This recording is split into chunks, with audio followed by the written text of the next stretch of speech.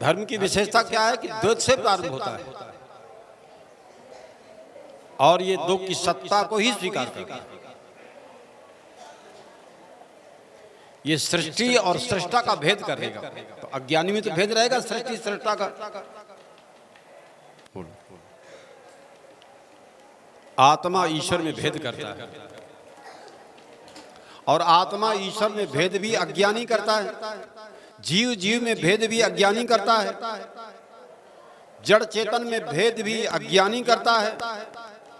सुख दुख अच्छा बुरा ज्ञान अज्ञान प्रकाश अंधकार विद्वान मूर्ख ज्ञानी अज्ञानी जन्म मृत्यु का भेद करता है। वो बुरे को त्याग करके अच्छा लाना चाहता है, किंतु अभेद की प्रतीत से अनभिज्ञ ही रहता है। अभेद की प्रतीत से अनभिज्ञ रहता है। अभेद क्या उसे ज्ञान ही नहीं है। तो सृष्टि में कोई ऐसा विभाजन नहीं है। इस भेद की प्रतीत मनुष्य के अज्ञान के कारण ही हो रही है। सृष्टि में कोई ऐसा विभाजन नहीं है,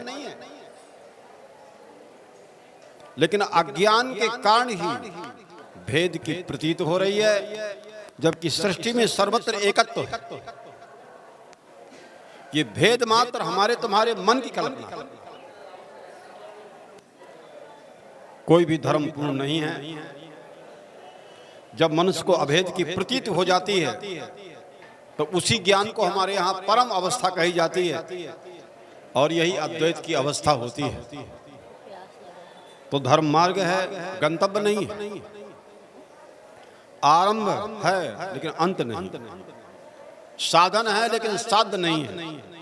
साध्य तो ईश्वर की अनुभूति है। जो अद्वैत की अवस्था है उसी को मुक्ति कहते हैं, उसी को मोक्ष कहते हैं। जिसे प्राप्त करना है अगर उसी को रास्ता मान लो तो क्या होगा, कभी भी उसकी प्राप्ति नहीं हो सकती है। ये ध्यान रखना। तो उच्च ज्ञान को प्राप्त करने के लिए,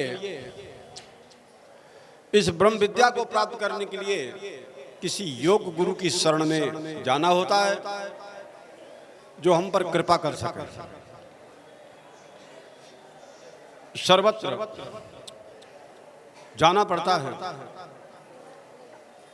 क्योंकि ये विद्या किसी धर्म गुरु के पास नहीं होती है, किसी धर्म शास्त्र में भी नहीं होती है। कोई ज्ञानी ऐसा गुरु मिले, अनुभवी गुरु मिले तो भी उसे समझा सकता है और वही उसको अनुभव करा सकता है। अन्य कोई इसमें सक्षम नहीं है। इस बात को समझना जरूरी है। ध्यान रखना। आप हमारे संतवाणी चैनल को सब्सक्राइब करें, वीडियो को लाइक करें, शेयर करें।